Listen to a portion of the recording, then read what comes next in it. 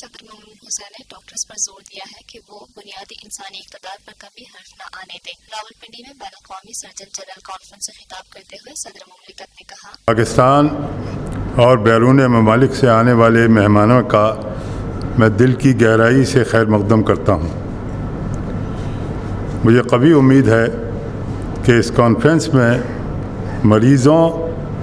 اور مسیحاؤں کے درمیان رشتے کے اثر نو تعین اور اس سلسلے میں معاشرے میں رونما ہونے والی تبدیلیوں پر قابل قدر تبادلہ خیال ہو سکے گا اور اس کے نتیجے میں چند مفید اور قابل عمل تجاویز سامنے آ سکیں گی۔ مجھے یہ بھی توقع ہے کہ ان تجاویز کی روشنی میں معالجین، معاشرے اور انتظامی ذمہ داروں سمیت تمام اسٹیک ہولڈرز کوئی ایسی حکمت عملی وضع کرنے میں کامیاب ہو جائیں گے جو خدمت خلق اور اس کا ذریعہ بننے والے لوگوں کے لیے باعث اطمینان ہوگی۔ صدر ممنون حسین نے کہا، خواتین و حضرات، بنی نوع انسان کے دکھوں کا مداوع کرنے والے طبیبوں اور مسیحاؤں کے ذکر سے میرے ذہن میں خوشگوار یادیں تازہ ہو گئی ہیں، جن میں سے بعض کا تعلق میری ذات سے ہے اور بعض ہمارے اجتماعی تجربات کا حصہ ہیں، اور کچھ کا تعلق صدیوں سے سینہ بسینہ منتقل ہونے والی روایات سے ہے۔ اگر ہم اپنے ذاتی اور اجتماعی احساسات کو مجسم دیکھنا چاہیں تو ہماری آنکھوں کے سامنے ایک ہمدرد، مشفق اور غم گسار شخصیت کی تصویر ابھرتی ہے جو ہر طرح کے علائق دنیاوی سے بے نیاز ہو کر خدمت خلق میں مصروف رہتی ہے۔ صدر مملکت کا کہنا تھا، میں اپنی زندگی کے تجربات اور مشاہدات اور اس عہد کی معروضی صورتحال کا تقابلی جائزہ لے کر کسی نتیجے پر پہنچنے کی کوشش کروں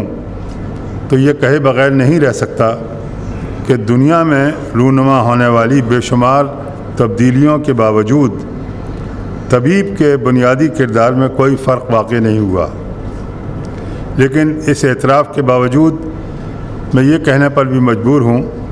کہ معاشرے میں بہت کچھ بدل چکا ہے، بلکہ یہ کہنا زیادہ درست ہوگا کہ ماضی کی نسبت تبدیلیوں کی رفتار بہت تیز ہو گئی ہے، کیونکہ ہر چند برسوں کے بعد معیشت اور ٹیکنالوجی کے شعبوں میں ایسی تبدیلیاں رونما ہو جاتی ہیں جو ہماری ضروریات، رجحانات، عادات اور رویوں کو بدل کر رکھ دیتی ہیں۔ صدر ممنون حسین نے مزید کہا، لیکن معروضی حالات مختلف ہیں۔ آج ہم اپنے ہسپتالوں میں اور ان سے ملحق سڑکوں پر جس قسم کے مناظر دیکھتے ہیں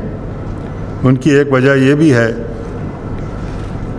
لیکن اس کے ساتھ ہی معالج کی یہ بھی پہلی ذمہ داری ہے کہ وہ اپنے کیریئر کے بارے میں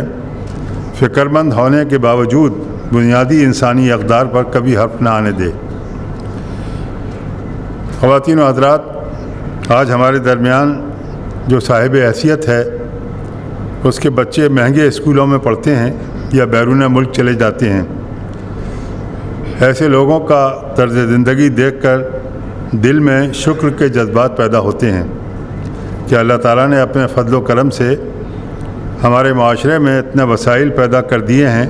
کہ جن کی مدد سے ہم معیاری زندگی بسر کر سکتے ہیں۔ Lotus Lake Towers, a groundbreaking endeavor by Lotus Properties.